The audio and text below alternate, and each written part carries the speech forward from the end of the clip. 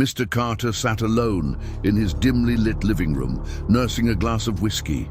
The ice clinked against the glass as he swirled the amber liquid, his fingers trembling slightly. He told himself it was just exhaustion, nothing more. But deep down, a cold dread had settled in his bones. It had been 3 nights since Daniel's burial, 3 nights of restless sleep, of strange sounds creeping through his home. The wind howled against the windows, but there was no wind outside. The floors creaked under unseen footsteps, and then there were the shadows, long twisting things that moved when they shouldn't. He took another sip of whiskey, forcing himself to ignore the uneasy feeling clawing at his gut. Then a whisper, soft at first, almost mistaken for a breeze, but then clearer. Carter. His breath hitched. He turned sharply toward the hallway leading to his bedroom. The darkness seemed thicker there, like ink bleeding into the walls. "Who's there?" he barked, setting his glass down with a sharp clink. Silence. He exhaled, rubbing his temples. He was being paranoid. His mind was playing tricks on him. But then the temperature dropped. A chill slithered up his spine, making the hairs on his arms stand. His breath came out in mist. The whisper came again, closer. "Carter, you can't run." His heart pounded. He leapt to his feet, grabbing the fireplace poker. "I don't know what kind of sick joke this is, but I'm not playing along," he growled, his voice shaking. A sudden, heavy thud echoed through the house. His bedroom door slammed shut. Carter took slow, measured steps down the hallway. His fingers gripped the metal poker so tightly, his knuckles turned white. The shadows on the walls twisted unnaturally, elongating, stretching. Shapes took form, fingers, then arms, then a face. Daniel's face. Carter stumbled back, his breath catching in his throat. "No, you're dead," he whispered. The shadowed figure smiled, but it wasn't warm, it was cold, empty, malicious. Then the lights flickered and died. Darkness swallowed him whole. Somehow Carter made it to his bedroom, slamming the door behind him. His breathing was ragged, sweat soaking his shirt despite the cold. He fumbled for the lamp on his nightstand, hands shaking. A small pool of light illuminated the room. The shadows in the corners twitched. Then his eyes landed on the mirror across from his bed. His reflection stood wrong. At first glance it looked normal, but then it moved out of sync. His reflection tilted its head unnaturally, grinning. Carter swallowed hard. Then his reflection lifted a hand, slowly dragging blackened fingers down its own face. Deep, bloody scratches formed where the nails raked the skin. Carter jerked back, a strangled cry escaping his throat. His hands shot to his own face, smooth, no scratches, no blood. He turned back to the mirror. His reflection was normal again. He let out a breath of relief. Then tap, tap, tap! The sound came from his window. Slow, deliberate. With dread weighing him down, he turned his head. Daniel stood outside. His face was pale, waterlogged, his lips tinged with blue. His eyes, dark, hollow pits, stared directly at Carter. Then a grin stretched across Daniel's lifeless face. His hand lifted, fingers tapping against the glass again. "Let me in."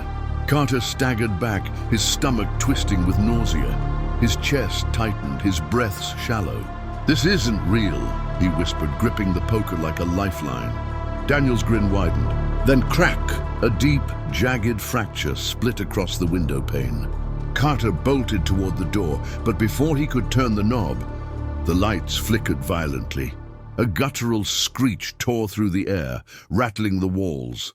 The room became a storm of shadows, whipping and writhing. Carter covered his ears, but the sound drilled into his skull. Then silence, a slow, suffocating silence. He turned back toward the window. Daniel was gone. The mirror, however, was different. His reflection was still there, but it wasn't him anymore. It was Daniel, and Daniel smiled.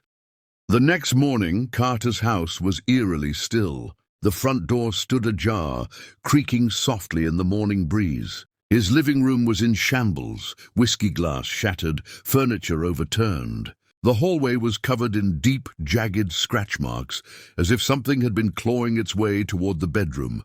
And inside the bedroom, Carter lay sprawled across his bed. His eyes were wide open, frozen in terror, his mouth twisted in a silent scream. Long, deep scratches marred his chest and arms, cuts too deep to be self-inflicted. His skin was ice-cold, his lips blue. And the mirror across from his bed. The reflection inside wasn't his. It was Daniel, and he was still smiling. As the sun rose higher, bathing the house in morning light, something shifted in the mirror. Daniel's reflection turned its head, just slightly. His lips parted, and from within the glass, a whisper slithered into the room. "You're next." Mark jolted awake, his breath coming in ragged gasps. Cold sweat clung to his skin as his heart pounded against his ribs. The dream, it felt too real. Daniel had been there, standing in the middle of a vast, dark void, his eyes hollow, his voice like a whisper carried by the wind. "Justice must be served, Mark. You can't run from this." The grave calls. The words echoed in his mind, sending a shiver down his spine. Mark sat up, rubbing his face. He glanced at the clock. 3:13 a.m. He had barely slept in the past few days, ever since Carter's death. The news had spread fast. Found dead in his own bed, his body covered in deep scratch marks. The police had no explanations, no forced entry, no signs of a struggle. Just a man, terrified to death. Mark knew better. Daniel was back. He had to see it for himself. The graveyard.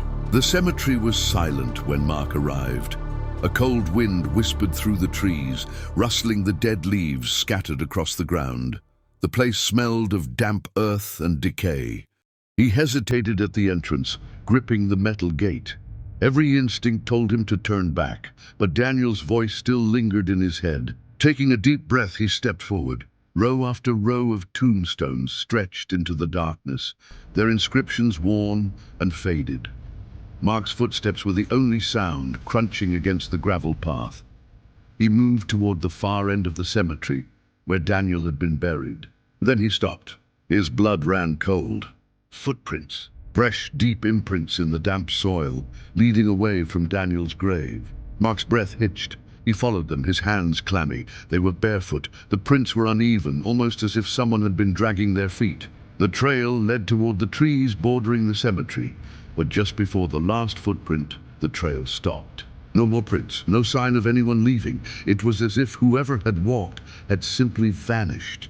Mark swallowed hard, his throat dry.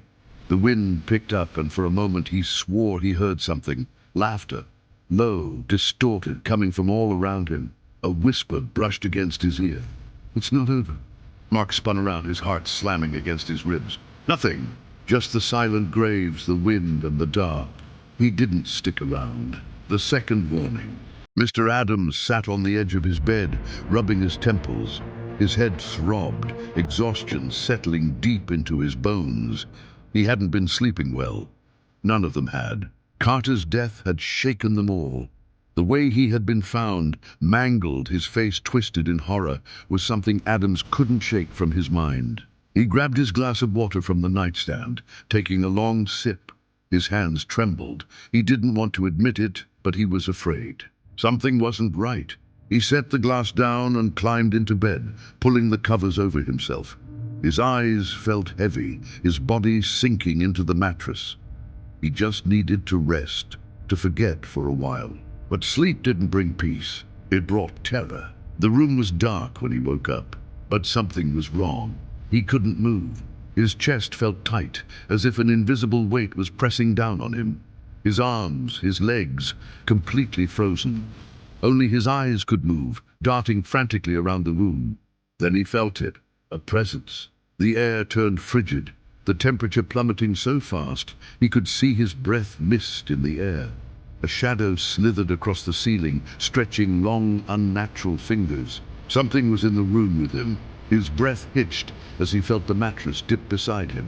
A cold whisper ghosted against his ear. "Did you think you'd escape?" A force gripped his throat. Adams gasped, his body convulsing as the invisible hands tightened. He wheezed, his lungs burning. He could feel the fingers, cold, bony, digging into his flesh. He struggled, tried to scream, but no sound came out. The shadows shifted, and for the briefest moment he saw him. Daniel. His lifeless eyes, his waterlogged skin, his lips curling into a sick, twisted grin. Then, the pressure released. Adam shot up, clutching his throat, gasping for air. He was alone. His bedroom door was still closed. His glass of water still sat undisturbed on the nightstand. But when he stumbled to the bathroom and flipped on the light, his blood turned to ice. Deep, dark bruises wrapped around his throat, finger marks. He stared at himself in the mirror, chest rising and falling in frantic gasps. This wasn't over. It was just beginning. The beginning of the end. Mark sat in his car, gripping the wheel. His mind raced with everything he had seen, the footprints, the whispers, the feeling that something wasn't right. And then there was Adams. He had called Mark earlier, his voice raw with fear. He told him everything, about the invisible hands, the bruises, the shadow in his room. Mark knew what it meant. They were all being hunted. Daniel was coming for them one by one. And Mark had the sickening feeling that when his time came, there would be no escape. As he turned the ignition, his headlights illuminated something ahead.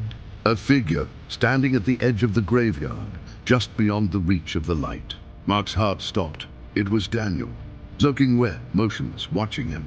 Then Daniel smiled and disappeared into the night. Mark's phone buzzed. A new message. "Unknown number. You can't run from the grave, Mark." Mark's fingers went numb as another message appeared. A photo. It was a picture of his own bedroom.